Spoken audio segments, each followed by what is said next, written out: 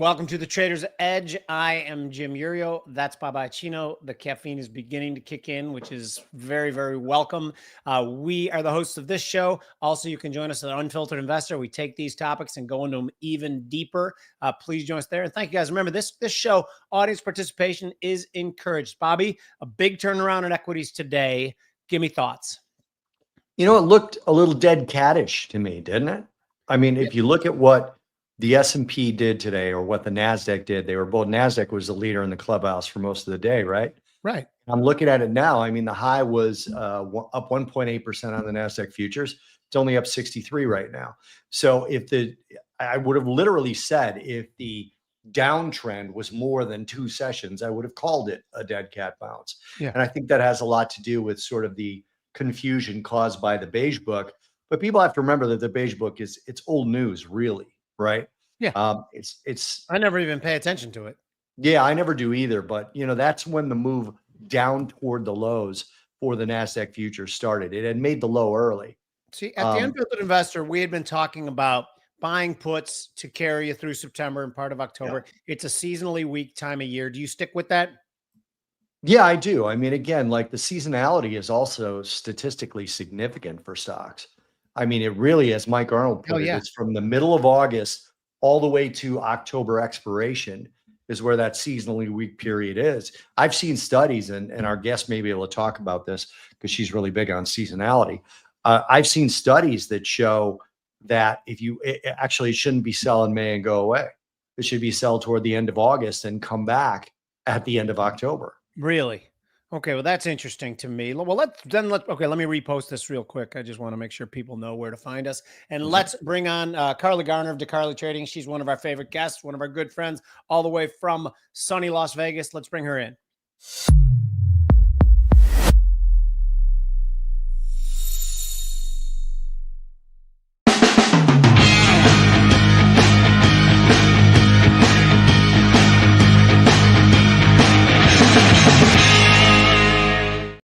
So what do you do in the winter in Vegas? Do you still bike and everything?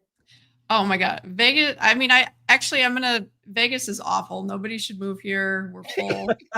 But no, I've been talking up Vegas for years, and now I regret it because everybody's starting to move here, and now we're getting a little bit crowded. There's traffic and stuff. But the winters are amazing. We're barbecuing on Thanksgiving and Christmas. We're going to the mountains, and well, the mountains are a little chilly, but we can go out hiking in the desert and ride bikes and things like that. Literally any day. If we happen to have like a little bit of sprinkle or some sort of wind, we get upset because we missed out a day of biking. But most of the time, no interference from weather, and it's amazing. That's outstanding, which brings us into our first topic: winter, fall, seasonality. See, that's called professionalism. That's what I do. Why I'm that together. So starting the mid-August, Mike Arnold noted to us, and I did buy extra put protection going into this time of year. How big a believer are you in the seasonality of it, and what do you do to take precautions? I pay very close attention to seasonality. It's one of those things, just like any other type of trading tool. It's not going to work every time, but I promise you, ignoring it is not the way to go. So most of the time it works. As far as the stock market goes, we're talking about the S&P. Absolutely right. Things start to get shaky late August. Now, it doesn't happen every year. Some years it's minor pullback. Some years it's precipitous. We don't know what's ahead of us. But what I can say is we're up against really thick resistance. It's a monthly trend line around 6,500 in the S&P. If we get some sort of market surprise or something to, catch people off guard, that 6,500 could reverse prices pretty sharply. So what we've encouraged our clients to do is things like risk reversals, sell calls, buy puts, or last week we put on a spread where we sold a call option. I think we were selling 6,900 calls and then using that money to buy put spreads. Again, it's not a recommendation, just an idea to give you an idea of how you can hedge your portfolio risk or even speculate on the downside, because seasonality is bearish. Charts are a little bit bearish in my opinion.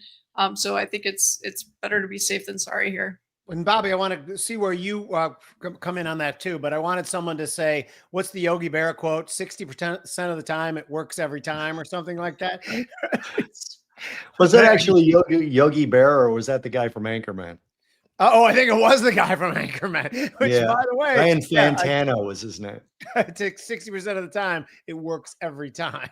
Right? Yeah. So I've always said about seasonality that if anybody thinks seasonality is a trading strategy, they're out of their minds. Yeah. But Carly took the words right out of my mouth. You'd be an idiot to ignore it. I mean, it is, especially like the equities, this particular period of time.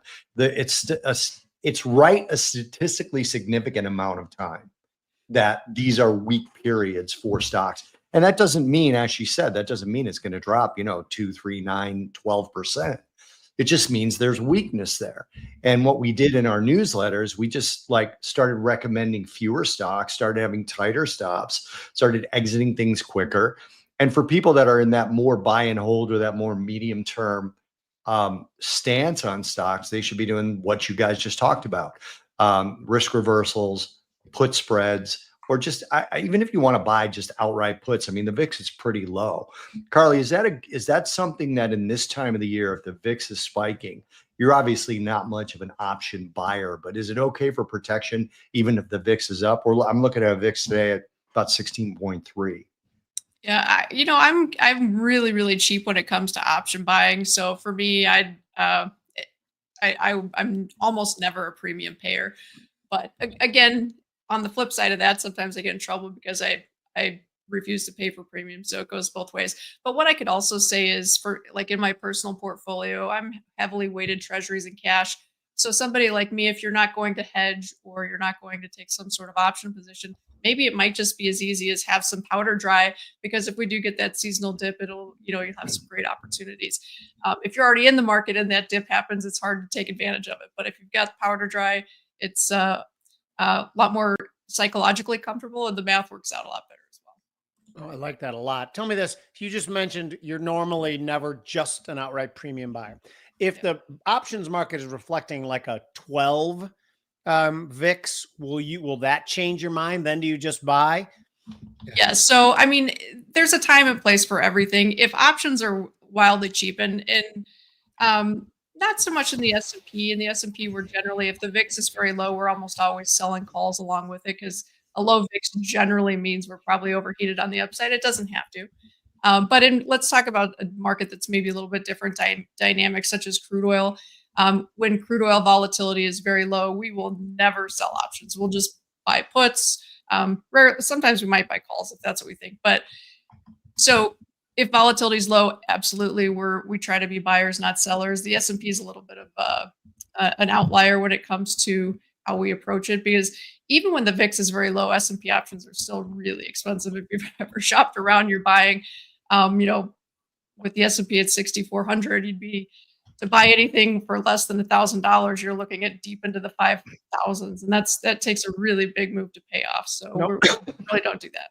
And I want Bobby to ask the next question, but I want to underscore something she said, which I think is really important. When generally speaking, when we see a 12 or 13 in the VIX, it means the stocks are hovering around all-time highs, which what Carly's saying is then it sometimes makes sense to sell a call despite the fact that the VIX is low, because we're already bumping against all-time highs and hovering around that spot. Did I say that the right way you wanted to get it out?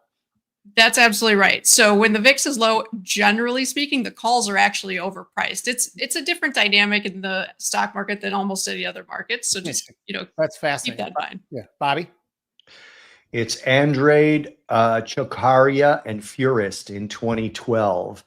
The authors highlighted September as the most reliably negative month, attributing its factors to post-summer selling, fiscal year adjustments, and lower trading volume. Charlie, did you have any idea what he was talking about, or did you think he was having a stroke like I thought for a second there? Okay, Jimmy, you're showing your whiteness by not knowing those foreign names. You shouldn't do that. Exactly. I thought they were just okay. You go. Jimmy's like, the name's not Smith. I don't understand what's going on here. I've told you before, I am mixed race. It is a proven fact. So yeah, that's right. So treat me differently. No, basically they did the study that dismissed the broad sell in May strategy and pointed to the selling in September and coming back in the beginning of November as a statistically significant event that Carly already mentioned. Carly, in terms of you do a lot of price action analysis, and I changed the title on Twitter of this particular session that we're doing right now. It was something like, does I don't even remember. It's not important. But I change it to the price action more than the fiscal headlines matter. Um, when you're looking at price action, what's the major focus for you? For example, I'm looking at the NASDAQ 100 futures and I see a pretty distinct head and shoulders top. Do you look at traditional patterns like that, or do you have something else in the secret sauce that you guys look at? So I pay attention to those types of patterns because most people are watching those types of things, and it's important to kind of keep in mind what others might be thinking. Because in the end, we don't look at it this way, but we're trading against ourselves, number one, but we're also trading against everybody else. And so if everybody's thinking one thing or everybody has a certain pattern in mind, it's important to be aware of that. But when I'm looking at price action, I tend to be a contrarian, which sometimes works very well. Sometimes it doesn't. Sometimes I get caught off guard with things. That said, what I'm looking for is overheated markets. If I see something that's just a statistical anomaly, kind of like what we're seeing in gold today, not to change the subject, but the entire daily bar in gold is above the upper Bollinger Band, which is like a statistic, not impossible, but it's super improbable. So when I see things like that, it tells me either somebody knows something the masses don't, they're front running some sort of information that we don't have, or maybe a big trader or a big fund is getting blown out of some short calls or some sort of short position, or it just might be kind of the last hurrah blow off top type of action that we often see in commodities. Now, the seasonality, if we're going to go back to that as well, just again, not to change the subject, but the seasonal high in gold is actually today. So, we're going to see how this pans out over the next couple of weeks. But when I see a seasonal high coming at the exact same time when the market's acting irrationally bullish, to me, that price action is screaming, something's not right here, and to start looking for prices to turn the other way. Did you trade it? We did. Unfortunately, we started trading it yesterday, so we were a little bit early. Yeah. Maybe a lot early if it continues like this, but I still feel pretty good about where we're at. Jimmy, you remember we talked about this yesterday, and I said I didn't think it was time. I thought we needed another day or so before we started hedging gold longs. Right. And there was a very specific reason for that I don't remember right now, but it had to do with our rotation zone that Mike and I look at. Mike developed it. And whenever you see the 8 EMA pushing the price like this, there's usually another day or two of extension away from the 8 before people begin to realize that that's a little bit crazy and that you should take some profits or maybe hedge or at least stop buying. So I don't disagree with you that today is probably, well, you said it, the seasonal high. It typically is today. But we are coming towards, and I'm not trying to contradict, we are coming towards the cultural wedding and festival season, right? For India and China. And those are the two countries that actually buy physical gold. Do you think there's going to be selling elsewhere that'll keep the seasonality consistent? Maybe central banks or something? Yeah, 2025 has been kind of the year of runaway markets. Fundamentals be damned, right? I mean, it's just so I wouldn't be shocked to see gold press up to 3,700, maybe even a little higher, just on bandwagon trading.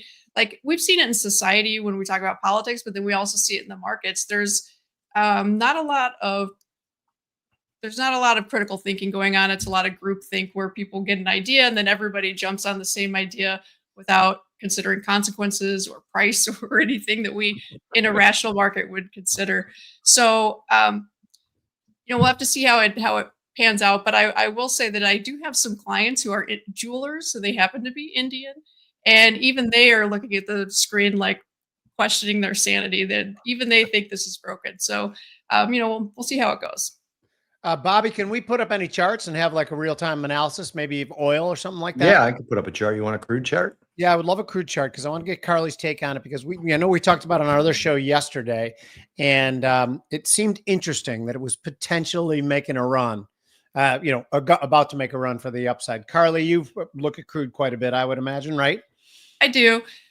Crude oil has been, honestly, in my opinion, wildly resilient. I am extremely surprised we haven't seen it melt down yet. And the reason I say that, I think I mentioned this on the show last time I was here. 65 is kind of the line in the sand where once we get below 65, the market often just kind of gives up the ghost and we collapse into quite a bit lower price ranges. I mean, 20s or 30s on a few occasions. So the fact that we've been hovering up here and retesting that 65 has kind of surprised me. So I'm not bullish. I'm not overly bearish unless I see, new lows on the downside. But as long as we're under 65, we're kind of in the danger zone. So what we've done, just to go back to your conversation a little earlier, crude oil volatility is pretty low. This is not an environment to be selling calls or trying to get cute with anything. So we're just buying really cheap puts down in the high 50s, mid 50s, just in case it falls apart. And then if it actually does break above 65 and start moving higher, we'll have to recalibrate our thinking. But for now, we're still leaning lower, but doing it just very, very lightly with long puts. So it's interesting. This green horizontal line is 65. I think I've had it on there since the last time you were on the show. Yeah. That's funny. So Bobby, I think I know how you'd trade this. So it seemed to break out and then it went back and retested. Now, where is your spot to buy it? Does it have to go back above 65? Yeah. So one of the ways that I use these moving averages that you see, the red one is the 200, so ignore it. The green one is the 50, so ignore it. It's basically these two, this orange and this blue, right? Which I'm kind of trying to point to right here. They're flat, so I'm flat, right? So if you look, for example, I actually did this trade and I didn't do it really, but I was trying to do it. When you see this cross here, I don't trade the crosses, but when you see these two starting to widen and angle, I'm looking for a move up that then flips back lower to do a short. Okay. The same thing was here. When this started widening and moving up, I'm looking for price to go in there and give me an opportunity to buy the move back up. Didn't happen here. So I don't have any trade here. When we were talking about this yesterday, okay, Jim said if we break this high, he would go long. We didn't. So he's not long. I said, for me, it would be more a retest of 65 that then moved up higher and went long. That didn't happen either. So I have literally like no interest in this chart. I've been looking at this and I'll draw something on here that's going to be really sloppy. To Carly's point, and I think probably since we spoke last time, this was the channel I was looking for a breakout through. It was kind of like here, right? Yeah. And this breakout went, but it didn't retest, right? And this is what we were talking about, Jenny. Well, it did retest, but it didn't bounce. It didn't bounce. That's Right, my point. It retested, but it broke it. So I should say it didn't retest and hold. Yeah. So this particular candle here is a breakout, and here's the continuation from it. But I can't buy that. I needed to come back down and retest the breakout area and then to move back up. This is not a perfect channel. I realize that as I'm looking at it here. But this is sort of the price range around 65, right? That we have to get out of before I haven't had a crude oil position.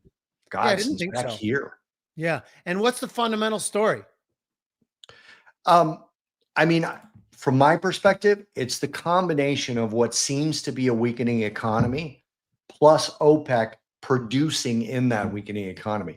This rally we got yesterday, right?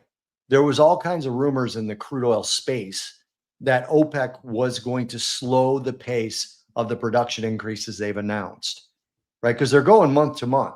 Right. They have a meeting every month and they're announcing every month whether they're going to continue the increase in production or not. And there were rumors that because price hadn't started moving higher, they were actually going to say in this particular meeting, and I actually said it in my CME commentary yesterday, I said, this is likely to continue until either the rumor gets contradicted or OPEC actually announces that they're going to slow this. They have a meeting on the 7th. The rumors were contradicted today. Okay. So the entire move yesterday got erased and we're back into that level. We're back below Carly's 65 and we're back in the recent range. Some people might look at this chart and say crude oil has been crazy. For those of us that trade crude oil a lot and look at crude oil, this is typical. Okay. This is very typical. Well, I need you to both. Okay. I have to give a topic for a speech I'm giving in approximately 8 weeks. And the last 3 speeches I've given at this conference have been the case for gold, the case for silver, and the case for platinum metals group last year. Now, I don't want to redo any of those because that's no fun. What asset do I want to talk about? Again, my theme is always going to be, not always going to be, but the weak dollar and how to protect yourself, how to protect your purchasing power, because they continue just destroying the shit out of the currency. What's the asset for the next year, Carly? Can you help me on this? I personally think the commodities in general are going into like kind of a lull period, kind of like what we saw between around 2014 and 2019, where we go nowhere fast and it's just really, really quiet. So I don't have anything to pick for you long term. In the short run, I think natural gas is probably a little bit of a sleeper. That one's kind of been beaten down, and we're going into winter weather season. So I think that one has a shot at a decent rally, but it's not going to be like a 2021 or 2022 rally. We're talking like maybe $4, $4.50 if we're lucky. Nothing beyond that. And same with wheat. I think wheat's probably a sleeper. So if you're interested in grains, that might be something to look at. Wheat has completely repeated its roughly 2007, 2008 top, where it went to $14, came all the way down into the fours. Repeated it to a T with the $14 wheat a few years ago. And now we're trading, we did dip a little below $4, and I think we're probably basing out. So the last time around, around this time, we found a low with the low fours, and we rallied up to 6.5, 7, I think. So that might be something to, hard asset to look at. What do you feel about cryptocurrencies? It's just not my thing. I don't get it. It has no intrinsic value, so I have a hard time wrapping my head around it. I'm too practical. I miss out on a lot of really good opportunities because I think overthink it a little bit, but don't have much of an opinion. Bobby? So it's interesting. I'm speaking at a crypto conference down here in Naples in November, and I am the counterpoint. So that's going to be really interesting. What Carly just said strikes me as extremely important. One of the things, and I think you could possibly talk about this in November, Jim. One of the things why I prefer gold over crypto, I like both. I mean, I like Bitcoin eludes me like it eludes Carly. But what I like about it is that it's decentralized and you could, God, I'm going to regret saying this out loud, hide it from the government. Right. Right. So you can actually invest when they kill me something. for Google, they're going to kill you for that. But anyway, go on. Exactly. You'll be shot, and then I'll be like, "Why'd you guys shoot him?" And I'll be at your funeral, and they'll shoot me. They'll get you. So I look at it from a perspective of saying, well, it's really bad because being at this stage where we have to look at things and say, I'm not sure if I want the government to know everything that I have, and they do, right? Except for the physical gold that I actually hold. And I want you both to think about this and tell me where I'm wrong on this. Carly, I think you already agree because you said Bitcoin has no intrinsic value, right? A lot of people argue that it does, but I say that the only thing that is actually proven to be an asset and currency is gold, right? And Jimmy, I think you can talk about gold as a long-term hold on top of, or in addition to, or even superseding Bitcoin. I just figured out my topic. This is it. You guys are here for the live event. It is going to be a discussion about gold versus digital gold. What's going to be better in the next quarter, the next half, the next 10 years. And we're going to look at that. That seems like a pretty good topic, right? It does. And I put up the Bitcoin futures chart for a reason, because we have a technically correct double top here that triggered one of these two red candles. Doesn't matter to me which one. And the first target is at the 200. It just happens to be at the 200. And the second one is below the 200. And Bitcoin has had a history of holding up at the 200 lately. This was a scare, right? This was a scare. Yeah. So if we get down to that 200, I think it's probably a good time for people who believe that it's an asset to probably get into it. But the fact of the matter is, for me, and Carly, can you speak to this as to whether I'm crazy to say this? When does Bitcoin become something that you don't have to exchange for a currency to use? I mean, that's what I'm going to be focused on when I speak in this conference and say, all of you that have spent your Bitcoin on a Lambo or whatever else, were you able to go in with a Bitcoin? And by the way, the lunch for this Bitcoin is at Steak and Shake, which accepts Bitcoin in exchange for burgers. So I'm going to find that very fun. I might buy a couple Bitcoin just to bring them to the Steak and Shake in my cold wallet. So do you guys think that there's anything other than it's a hidden investment? Is there going to be a time in either of your opinions where you're going to be able to say, no, I don't need to convert it I to want something else? Carly to answer this, but I'm just going to say I'm not even sure it's hidden already. But Carly, you take that question. Well, so there's some places in Vegas that have been taking Bitcoin for long periods of time, but from what I can see, it's wildly illiquid. Bid-ask spreads are wide, so anytime you use it for a transactional purpose, you're basically taking a big haircut every time.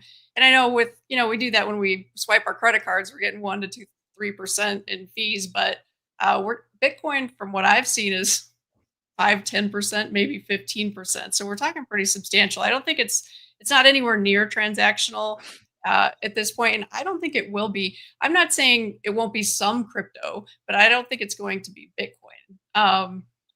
I just don't see it coming. But then again, let me just put it this way: I get a lot of criticism because I don't see the big picture in Bitcoin. But I will say, sometimes things increase in value, and sometimes we as humans bid things up to unreasonable levels, and it doesn't make sense. I'll go back to Beanie Babies, NFTs, diamonds that have been replaced by lab-made diamonds. I mean, humans aren't necessarily rational, so this can go on for a lot longer than my imagination will ever allow it to. But again, maybe I'm missing something, so you tell me, Bob. I don't know. Let's take a quick time out. Luis, will you put the banner up? Guys, this is the part of the show where I ask a favor of you guys. We love doing the show, and we love the live participation from the audience. Tradier is offering 3 months free of Tradier Pro, their options research and trading platform. We talk to people who are absolute options enthusiasts who've been trading them for decades, and novices, and all of them share one commonality. When they try this system, they love it. Just scan that QR code and give it a try for 3 months free. I'm working on this Pitchman thing. I think it's going good. What was that guy who made all the money? Billy May or whatever. You remember that guy? Billy Mays. Billy Mays, right. I'm gonna so people, whoever, I don't know who like makes you sell their products, but I could sell that chamois thing you clean with and shit. Let's go. All right, Bobby, you're up. I want to put up, I was just typing to Luis to put up Remo's last comment here, Bitcoin versus Ethereum. Does anyone on this screen understand why Ethereum has been outpacing Bitcoin to the upside? No, but Tom Lee does, and I plan on having a conversation with him about it because he was kind of one of the early people a couple months ago to explain it. And admittedly, I don't have all the details. I do own Ethereum, just because I don't know. Somebody told me like many years ago that it was the place to own. Carly, you don't have any idea either, do you? No. Not a clue, right? Carly, you said that like Ethereum is supposedly the platform that blockchain operates on the majority of the time. I still don't understand it. I mean, no, but I'm going to understand it by the time I give the speech. So I think blockchain technology, by the way, this is what everybody who doesn't understand it as an asset says. I'm about to say it. I believe in the technology. I don't know if I believe in the technology. What the hell does that even mean? Right? One of the best places that decentralized chains would be valuable, in my view, is real estate. I personally, I'm going to get some of my friend Tim and others mad at me. I still don't understand the existence of real estate agents. It seems to me like they should have been wiped out a long time ago. I think it's probably, as Carly mentioned earlier, it's human nature. We're lazy. We want someone to set up the appointments, find the places. We can't go on it ourselves. But blockchain was explained to me years ago as, let's say you replaced your chimney, and let's say your neighbor didn't and lied about it. If it was all on the chain, he couldn't lie about it and claim the value that you increased your home by that your neighbor didn't, right? Because this would all be on the chain. It would be verified. So I see that as a thing, but it has not entered everyday life yet because I don't see it. Do you guys see it anywhere? No, of course not. I barely even know what it is. We're still looking for Carfax reports when everything should just be on the chain. On the chain, right? Know? People aren't adopting it yet. So can I put up Widge's comment real quick? Let's hear Widge's comment. Yeah. I'm still waiting for my junk wax era baseball cards to come back any day now. Now, I'm not sure what junk wax era baseball cards are. No, but Luis, can you put that up? Maybe I know maybe what it means, though. Is that, we were mentioning Beanie Babies and tulips and all that shit. And when anyone says to me that, well, it doesn't have any intrinsic values. You said, Carly, and I'm not trying to jump on you, but to an extent, neither does gold. To an extent, neither does any individual stock that's trading wildly above what any multiples would justify. And what we're just talking about, like the Honus Wagner card. The Honus Wagner card has kept its value for decades and decades and decades, just because people assign that value to it. And if I had a mint condition Honus Wagner card, I could sell that for $3-4 million right now. And that's Widge's point, is that we ultimately agree on a price of something.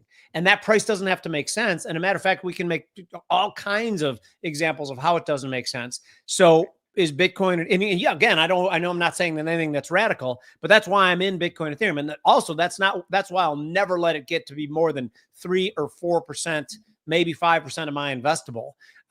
Because if I lose it all, I want to be like, oh, you remember those Bitcoin days? Those were awesome. But that's it. That's all I got for that. Yeah, I think you're 100% right. I agree with everything you said. I will say, I think we're kind of expecting others to behave in the same way we behave. You just said you have 2, 3, 4%, whatever. It's a small amount of your portfolio in these types of products. I think other people are putting much more of their assets in these types of products. And I think they underestimate the risk. And to go one step further, I think I talk to retail traders. So I've maybe I'm just talking to the wrong ones. I don't know, but it's my observation that a lot of them are living way beyond their means. For example, they're running high credit card debts. They're financing their luxury car for 7 years. And the reason they're doing those things is so they can take extra cash and put it into risky assets. In their mind, they're not risky assets. In their mind, they're investing and they're building their future. But I don't think they fully understand what happens if society goes through a deleveraging cycle, kind of like what we saw in the financial crisis. Again, I'm not saying that's going to happen. I just think there's a lot of loose ends out there. And if for some reason those loose ends come unraveled, I think we're going to be in a lot of trouble. Amen. Bobby? So I want to point out gold's intrinsic value, because it does have some. It does. First of all, it doesn't corrode. It lasts for centuries. That's what makes it valuable for jewelry. Not the fact that it's shiny.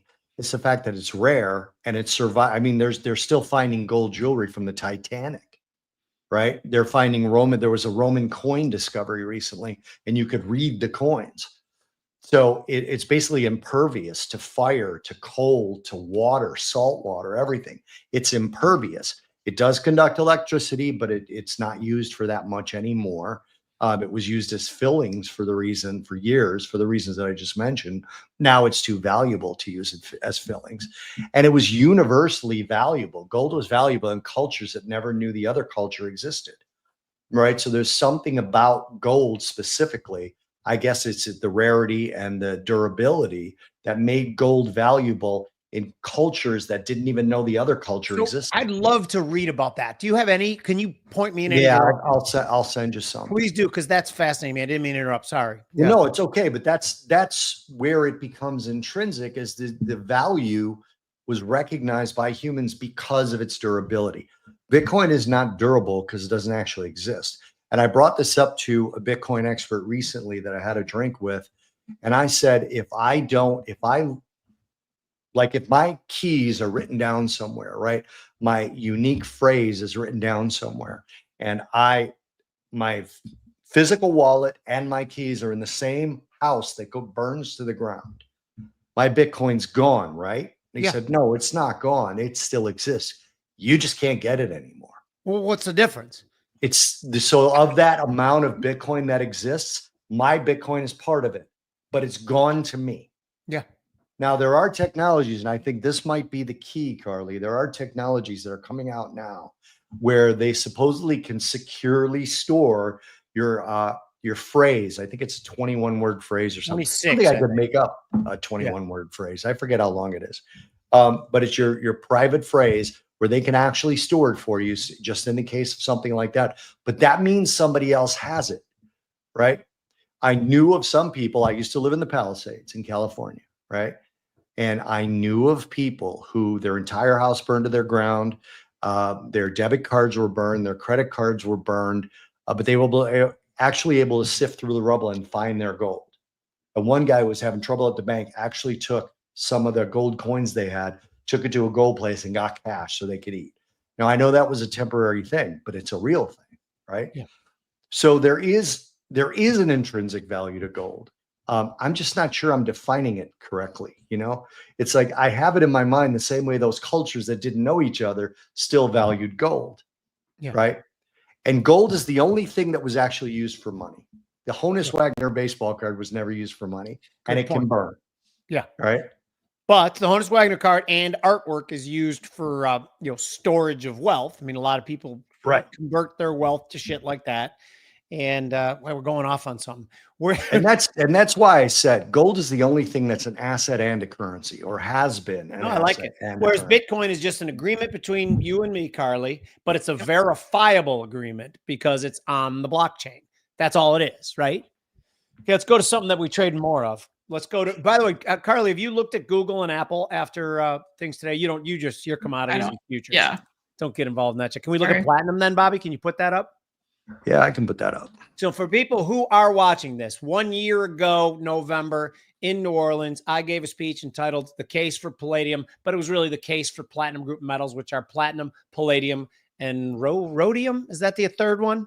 Whatever, it begins with an R, whatever the hell it is. And I went more with palladium, but platinum was definitely in my thesis as well. The thing is freaking exploded, and now it looks like it's going higher to me, and I want Carly's opinion on it. Have you looked at this chart already, Carly?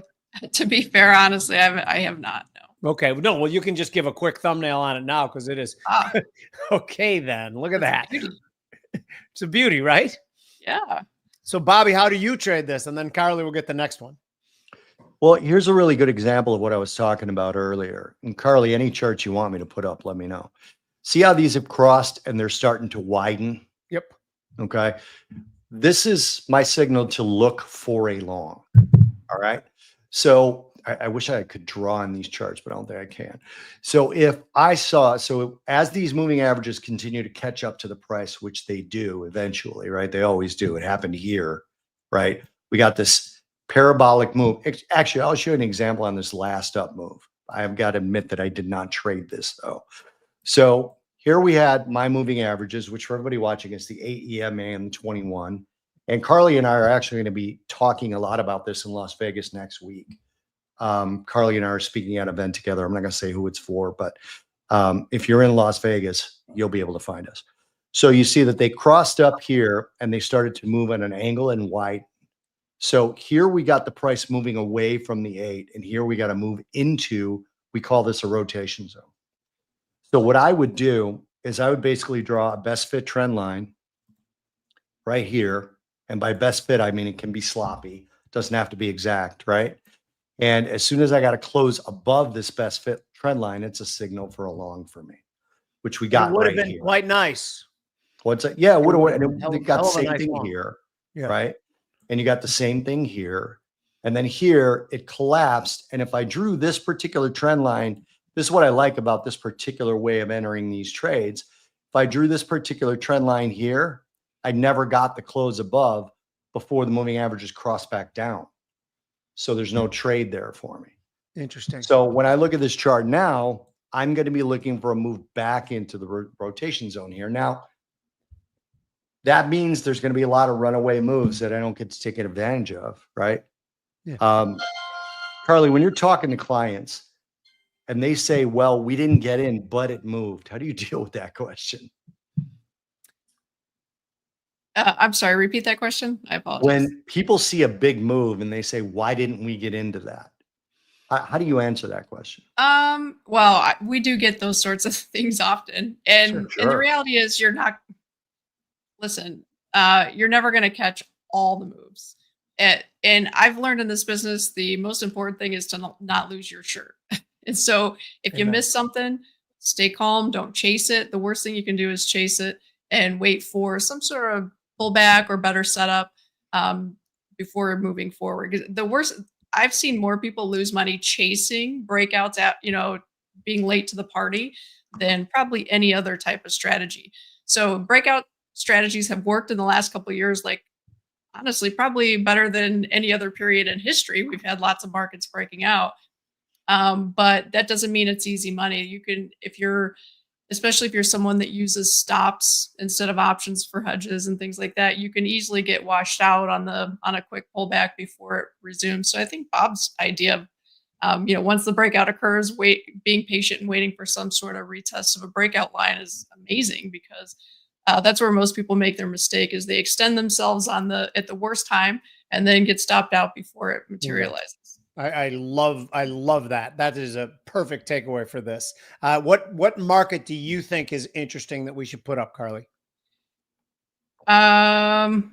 We've already talked about gold. We can We go talked about to. wheat. We talked about nat gas. What about any of the other commodity space?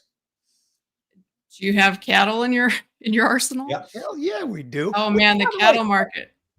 Bob and I are mostly carnivore, by the way. So this Dude. chart is just nothing but depression to me. Yeah, can you guys stop eating meat, please? No, I cannot. I refuse that request. I mean, I'm gonna start hedging myself, perhaps. The livestock market has just been eating people up and spitting them out. And the reason I say that, a lot of people are going to look at this and say you could have been long and just made a ton of money. But the thing about commodities is agricultural commodities or renewable commodities, they go down more than they go up. So it's not always, if you're long all the time in commodities, you're never going to make any money. So that's for starters. And second, we deal with a lot of farm hedgers, like cattle ranchers, that are basically trying to protect their price risk. But this year, the cattle market's behaved in a way it's never behaved literally ever before. And we've dwarfed all-time highs. I mean, it's just been such a volatile, one-directional ride. A lot of cattle hedgers have gotten into this cycle of, they hedge, they did the right thing. When I say hedge, I'm talking selling futures or doing risk reversals where you sell calls, buy puts.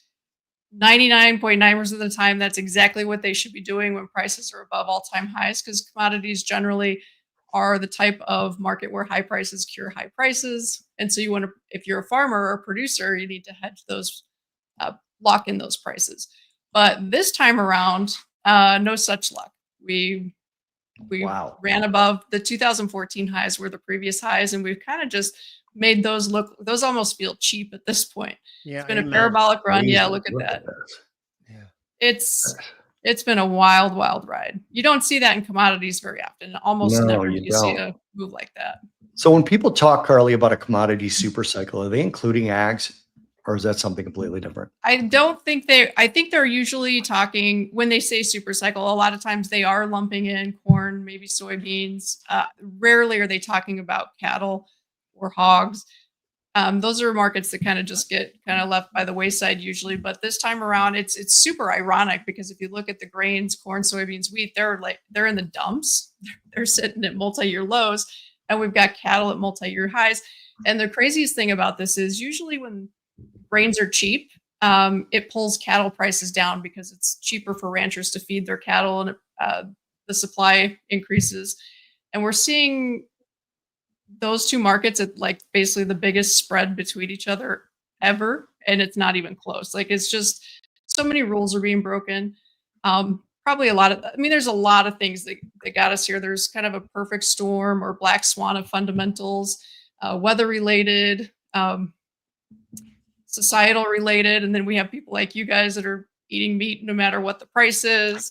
And so there's all these things are adding up and creating this wild ride that, I hate to say it, but I don't know when it ends. I've stopped trying to guess when this thing is going to end, because it just hasn't worked to try to predict that. But it's probably not going to be pretty when it does. Commodities do this every single time. Can I ask a quick question about it? Yeah. Because, okay, again, I don't mean to be the conspiracy theory guy all the time, but it seems awful convenient that there's this huge global cabal that wants people to stop eating meat, and they've grown in power, and all of a sudden meat is going through the roof, which is exactly what they want. Is there anything to that? Have they regulated the shit out of it globally, so much so that it's driven the price through the roof? I can't speak for globally, but I can say here in the US, yes, a lot of, I'm not a rancher. I don't live it. If I don't live it, I try not to pretend like I understand it fully. But it's people have told me that the previous administration put a lot of regulations that have kind of made their job more difficult or not even or less profitable, and that's really worked against the supply as well. So it's partly Mother Nature, but it's also political as well. But all of these things are kind of working together. I had this statistic that I thought that it was, I'm going to get it wrong, but I used to know it exactly. But I think 10% of the people in this country eat like 60% of the meat. Have you guys ever heard a statistic like that? Because that's I might have the numbers not quite right, but it's pretty close. Here's a comment that kind of goes with what you're talking about, guys. Local anecdote: driving by pastures where we usually see cattle and they're not there, we've got a problem here. It's interesting to me, and this is what I wanted to, Carly, you talk to ranchers like this. Jim just mentioned the regulatory side of it. Do you know any specifics about that? Because I know that more and more of these places, I see more and more, social media commercials, and I get pamphlets all the time, local ranchers selling their beef directly to consumers as opposed to going to grocery stores. But it's not cheaper, at least not from where we've seen it. I mean, there's a place in Florida that I've been looking at lately. I bought a whole cow recently, or I should say half a cow. I split it with a neighbor of mine. And we're still eating that. And that made it really affordable. But all that did was make it as affordable as it used to be in the grocery stores. So do either one of you have any examples of these kinds of regulations? I'm not sure what they are. No, and I'd like to get Marco from Independence Arc on a show to talk about that, even if it's just a 15-minute segment, because I think it's wildly interesting, but I don't know the specific regulations. I know. Carly, are you hearing any of this from your clients? Or honestly, nobody's ever really mentioned specifics, so I don't know. But if you do recall the Green New Deal that talked about cow farts and all that kind of stuff, so there definitely were some roadblocks put on the industry. So. Yeah, I guarantee you there's tagging regulations, there's monitoring cow farts regulations. All these things are part of it. I just don't know the extent of it yet. And by the way, someone who's watching here, please contact us via Twitter. If not, we'll have Marco from Independence Arc on at some point in time, and he can go over it, because I want to know, because to me, there's something that's sinister in this bullshit about cattle prices going through the roof. Carly? I should have mentioned this earlier. So regulations, yes, absolutely. But another thing that's occurring, there's an unintended consequence coming from government subsidy programs. There are government insurance programs that are kind of newer, and they're being taken advantage of by ranchers, and they should be. That's what they're there for. And the idea is they can basically buy subsidized insurance against the price going down. I've heard of cases where people are picking up the phone and calling the insurance agent and getting LRPs, which this is the government insurance, on cattle that they haven't even bought yet.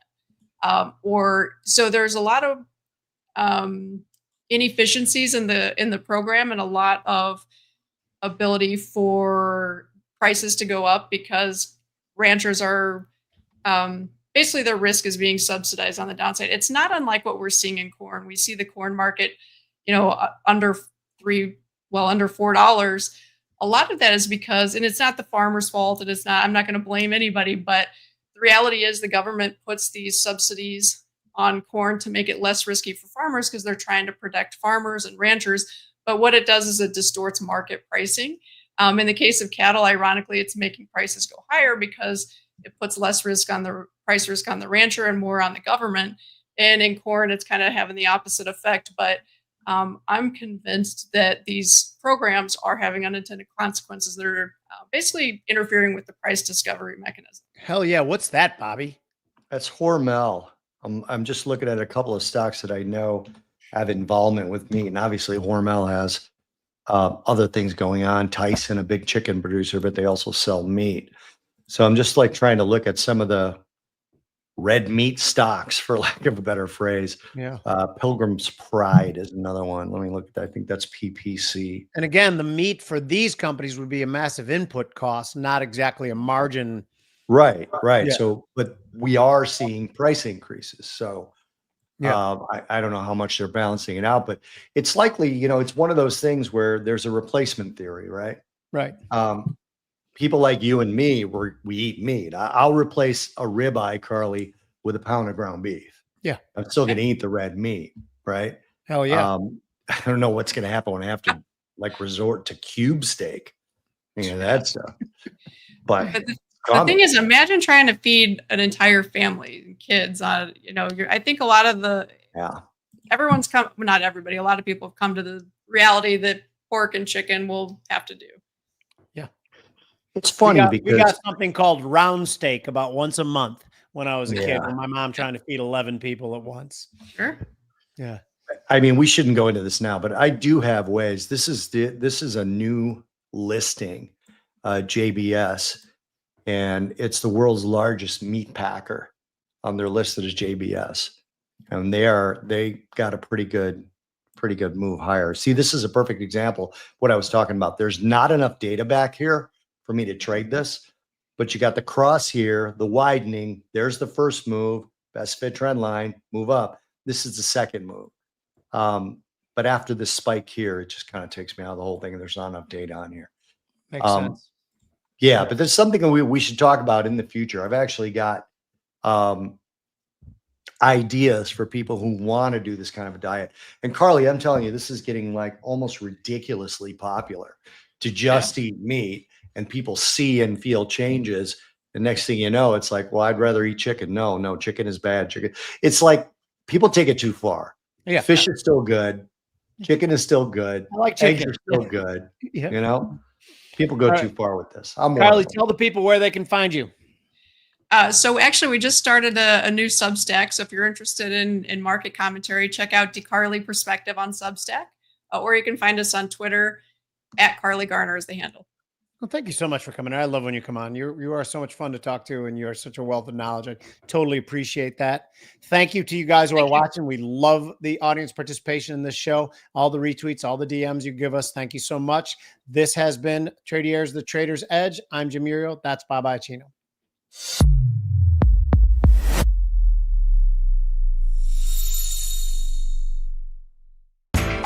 You know how the financial world goes. Here comes the buzzkill. Please make sure to take some time to read this boring disclaimer. We will owe you one.